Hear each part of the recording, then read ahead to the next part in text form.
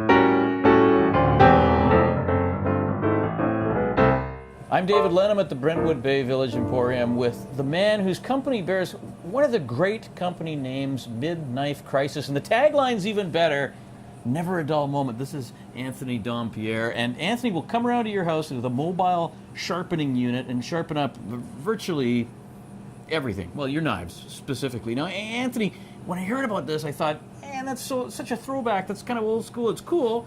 But I'm feeling nostalgic. It's like the Fuller Brush Man or milk delivery. Were you trying to get a sense of old-fashionedness, or is this just absolutely. So what I'm trying to do is I'm trying to bring customer service back. Yeah. In this day and age, everybody's so busy, and then I can come to you at your convenience. Whether you're watching the news, having a snooze, doing whatever you need to do, I come to you so you can just get it done. How does it work? Do we just call you up and then, like Batman or something, we shine the Klieg light in the air? Exactly. So what you wave can do a is knife. You can either send me a text through Facebook, or send me an email through my website or Instagram, and set up an appointment. Give me a call, or you can see me at the local market, which is the Peninsula Country Market, and come and see me there, even if you have just one knife. Perfect. Now, you also show up in a kind of a cool vehicle. This is you're driving a converted ambulance? Is Converted that right? ambulance. So with a name like Mid-Knife Crisis and you get an ambulance, you know what? It's the perfect thing. Perfect thing. It's like it was made to be. So now, how did you get into mobile knife sharpening? Is there an interesting backstory to this? So originally, I've been a chef for a long time. I was a cook for a very long time. I've been part of a catering team. We've done the Prime Minister Jean-Claude Chan, as well as some heads of state, as well as I was a meat cutter. So I appreciate a sharp knife. Yeah.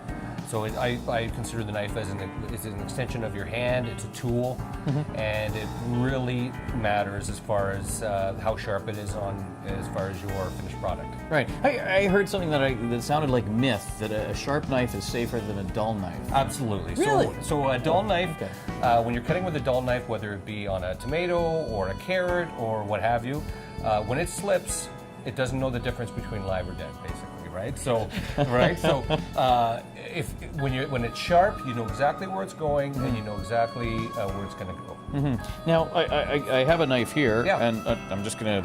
I don't want to wield it menacingly or anything like Perfect. that. But how do you know when a knife is dull? Is there? I mean, other than just won't cut anything. Is there some sort of telltale sign? Is it like running your fingers? Should you ever do that? Is there? Probably not, right? Well, you can really feel it when you're using it. So if it slips on, the perfect thing sometimes what people get me to do when I go over to their house after I'm done their knives is they test it on a very ripe tomato. If it pushes down and squishes the tomato instead of cutting through the skin, you know that it's definitely dull. But you know what? I think that everybody uses, just like I said, it's an extension of your hand. It's your tool. So when it actually dulls, it's like your eyesight. Eventually, you're not going to be able to read that. Eventually, you're not going to cut the same, and you're going to notice. Yeah. Especially if you use it for 3 times a day. What about other blades in the house? Do you sharpen those? I'm thinking like even something like a lawnmower blade or some garden implement. Can they all be sharpened? Absolutely. So really anything. Well, as long as they're not a sort of throwaway item that's in your kitchen. Right. Sometime nowadays there are a lot more throwaway type of things. Right. But if it can be removed and sharpened, we can definitely sharpen it. And it's a lot cheaper than buying a new one. And it also doesn't end up in the landfill. Yeah. How popular is your business? I mean, is it fairly new? Can you? Well, I think that there's a certain amount of people that appreciate it. A certain amount of people that don't think that this service is around anymore. So it's really just when I'm outside, I'm at the markets or I'm at people's houses. It's really about marketing, and that's sort of what I do with my van. It's the best billboard ever. Should I book ahead then?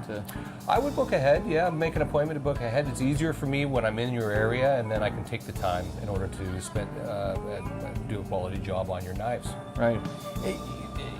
You talked about throwing away knives. I know a lot of people do that. We live in this disposable culture, and we tend to chuck things away. But a knife should last for a while, shouldn't it? Like a good kitchen knife, particularly? Absolutely. Like a lot of times what I've seen is they have a symbolic value to it.